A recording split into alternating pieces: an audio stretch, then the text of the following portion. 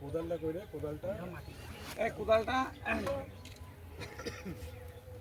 দিতে ভাই উপরে ঘাসটা যখন তুলবে ঘাসটাকে উপরে গোড়াটাকে একটু চেঁচে দিতে হবে। হ্যাঁ, কোদাল দিয়ে একটু গোড়াটাকে একটু এরিয়াটাকে সারফেসটা ছেড়ে দাও।